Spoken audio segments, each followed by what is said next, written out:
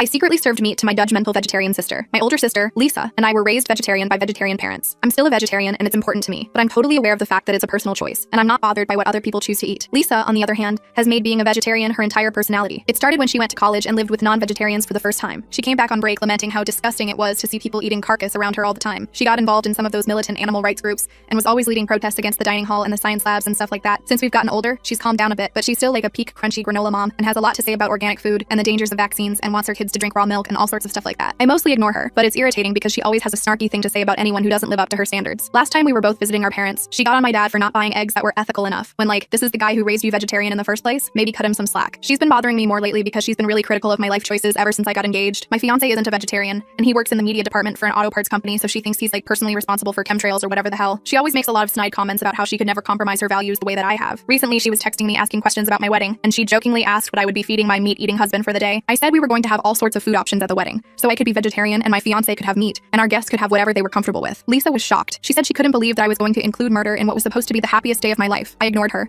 but over the next couple weeks she just would not let it go. She kept sending me PETA clickbait and telling me that she was seriously considering whether or not she could support the meat industry by attending my wedding. I told my parents what she was doing, and they told her to knock it off and that of course she was going to my wedding. Lisa said, fine, I'll show up and hold my nose, and after that I was really done for her. When the RSVPs came in and I needed to send the spreadsheet to the caterer, I accidentally changed Lisa's meal from vegetarian to kosher gluten-free. That way her meal would look different enough from those around her that she wouldn't know what it was. But what is it? Meat. Honestly, with the business of the wedding day, I completely forgot about that little prank until my sister came up to me at the reception. She said, you know, I was really worried, but I want you to know that that meal was one of the most delicious plates of food I've ever had. She went on and on about how she'd never had a mushroom dish that was that savory and satisfying. Yeah, because it was a cow lady. My fiance can't believe that I, a vegetarian, would trick another vegetarian into eating meat, but she was asking for it. And hey, she liked it. I gave her a great meal.